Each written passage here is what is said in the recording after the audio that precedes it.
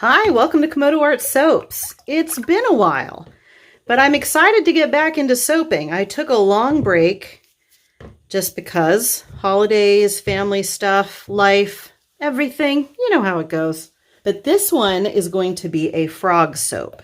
I'm using my regular recipe of coconut oil, lard, cocoa butter, shea butter, olive oil, and castor oil. And this has aloe juice, citric acid, sugar, and sea salt, and of course the sodium hydroxide as well, which will get turned into lovely soap. And now we are going to blend this and get it beautifully emulsified so that it can start changing from oil and sodium hydroxide into soap. I made my own custom blend for the soap using 1/3 of Nurture Soap Avalon and 2/3 of Nature's Garden Sage Leaf. It gives kind of the watery, spicy notes that I would expect from a soap related to frogs, but also has kind of a floral, feminine touch to it because I think frogs are awesome. And I didn't want it to smell just like a rainforest. I wanted to smell like a rainforest with the flowers around it. Now, both of these fragrances are known for accelerating, so we're gonna have to move fast at this point. Stop! When I say that it accelerates, it just means that it's gonna make it thicken up a lot faster than it normally would. So I have to act fast to get everything in the mold and get the design the way I want it. But oh my goodness, that smells beautiful. I love the smell of this. It smells like wet moss and rocks and fresh dirt, but at the same time, it smells like beautiful tropical flowers opening and blooming all around you. All right, this beautiful pink right here is Mad Mica's Tickled Pink, neon pink. It's fabulous. Look how bright that is. Okay, and as you can see, it's already getting really thick, so I have to move fast. For the rest of this batter, I want to color it white with some titanium dioxide. So I'm just going to stir that a little, and then we're going to use the mixer to mix it all the way through the soap. So we're going to pour in most of the white batter.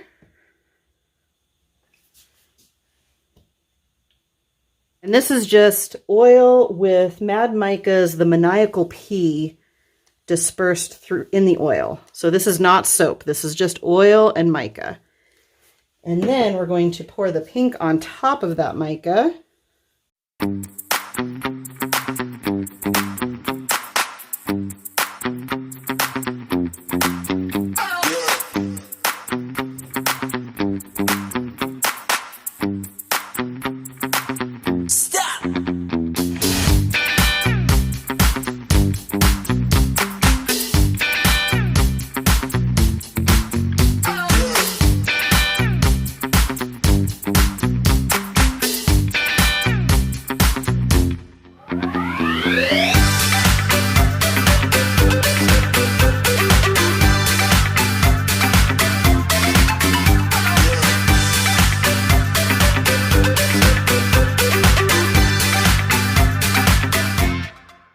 Going to clean up those sides here.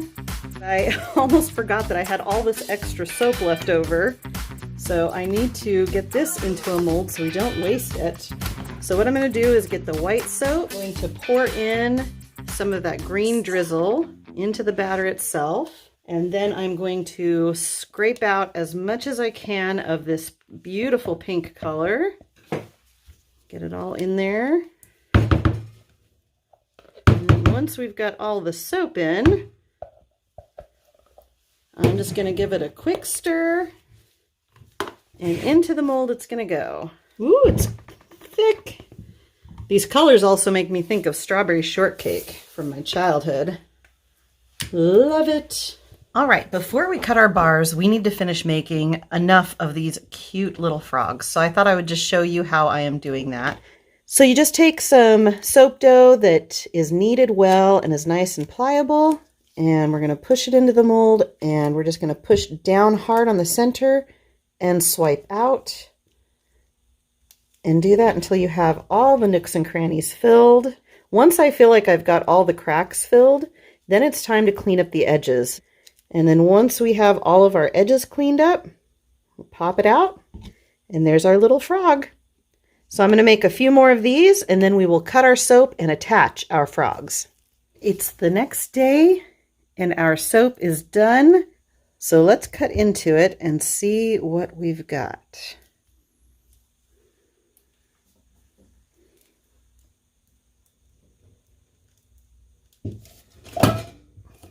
All right, here we go.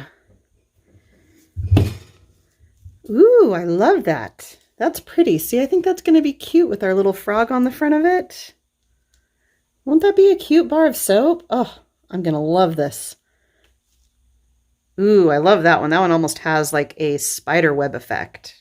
Here is the second loaf. The smell, again, is just amazing. Yesterday, I smelt more of the fruity smell from the abalone. Today, I'm smelling more of the mossy smell from the sage leaf. Loving, loving the smell. Very much what I would imagine it smelling like in a flowerful part of the rainforest. Now, in order to attach my frogs to my soap bar, I need to create some soap glue. So what I'm going to do is I'm going to mix a little bit of an end piece from the soap. See how soft it is? This is basically soap clay right here. This is just an end piece. It has not cured. It has not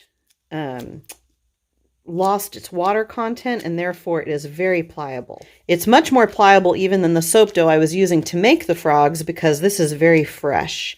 Whereas the soap dough I used for the frogs was soap dough that was probably about 6 or 7 months old, which makes it a good quality soap, but it makes it harder to work with as a clay.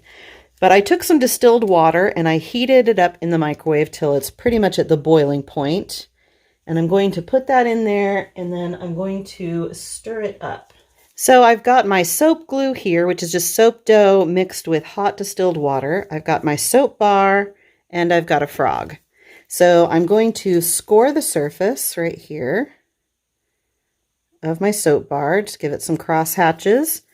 And then I'm going to do the same with my frog. I'm just going to, whoops, little soap shavings everywhere here.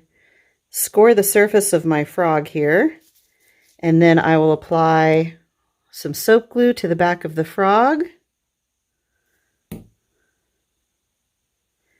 and then I will adhere it to the score marks on the bar and just gently press down.